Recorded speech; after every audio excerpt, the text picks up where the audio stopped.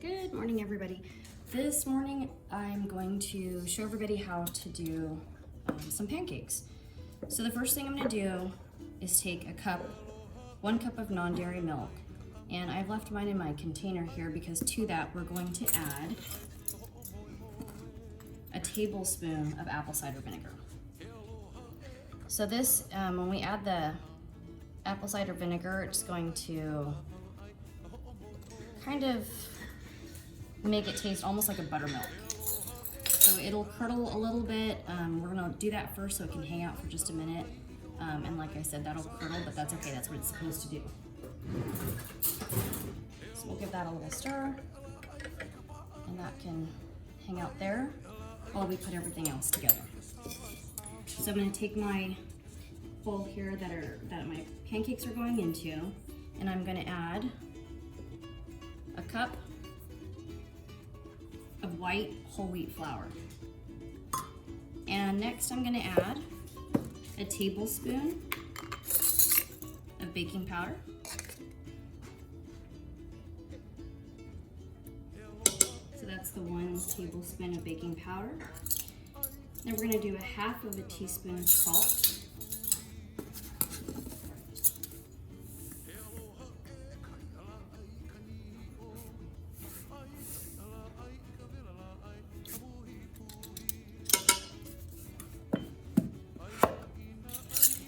And I'm going to add, as my sweetener, 2 tablespoons of maple syrup. But if you don't have maple syrup to add here and you want to add a dry sweetener, 2 tablespoons of your dry sweetener would go in next. I'm going to hold off on that one until all my wet ingredients, and put all my wet ingredients together. So I'm going to mix this around just to make sure that's evenly mixed. You know, we don't get lumps or clumps of baking powder that didn't get evenly distributed.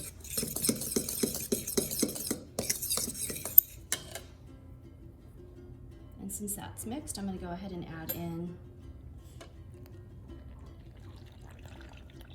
our wet mixture, which is the non-dairy milk and the apple cider vinegar that's been kind of hanging out there on its own. And then to that, I'm going to go ahead and add 2 tablespoons of maple syrup. Again, if you have a dry sweetener like coconut sugar, organic sugar, that would go in with your dry ingredients, and you'd mix that around together with the dry ingredients. And that's it. You're just gonna give that a mix. You can either do this with a whisk or a fork.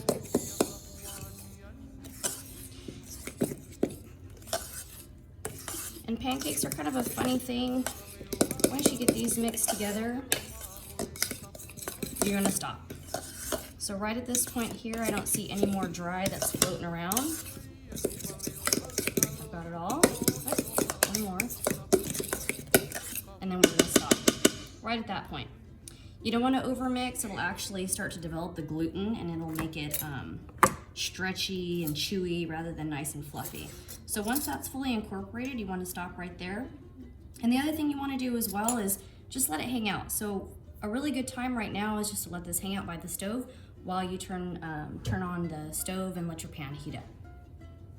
Okay, so I've heated up my pan here to between a medium and a low, so somewhere between a low and a medium. I've also added a little bit of cooking spray just to make sure mine doesn't stick.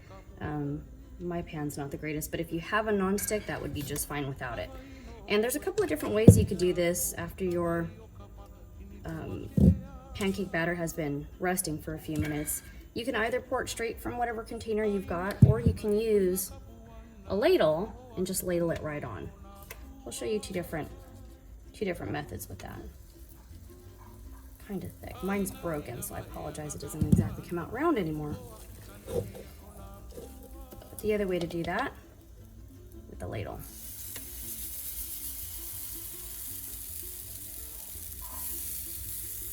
And sometimes I'll just spread it out to make sure it goes evenly.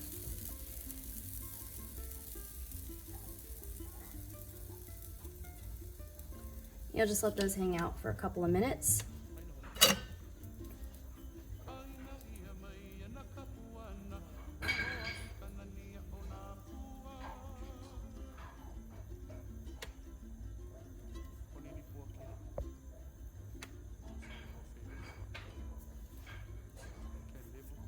You'll know these are ready when you see the bubbles in the middle that are kind of coming up. They'll create bubbles, the bubbles will come to the top, and the bubbles will burst on their own. So you'll see on the outer ends, it'll start to get a little bit dry. So the wet part of the pancake will be gone, and they'll start to look really dry on the outsides, and the middle will have these bubbles that come up and pop. So once that starts happening, it's ready to flip over.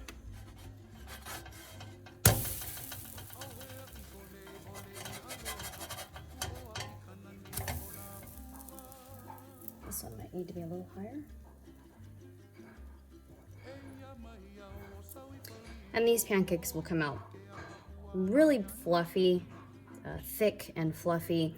If you don't want thick and fluffy, you could add a little bit more liquid in there. Feel free to add a little bit of the milk, the non-dairy milk, to thin it out, and they'll come out thinner if you do that. But if you want them nice and thick and, you know, for them to rise high and be fluffy inside, this will do just that for you. So you do want to keep these on a little bit lower. I find that the wheat may take a little bit longer than like a normal white flour would. So just be a little bit patient, and that's why you want it on a lower setting, you know, more to a low medium rather than a medium high. They'll take a little bit longer.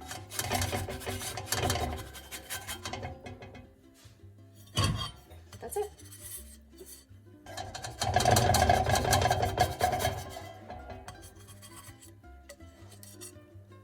Those are your pancakes.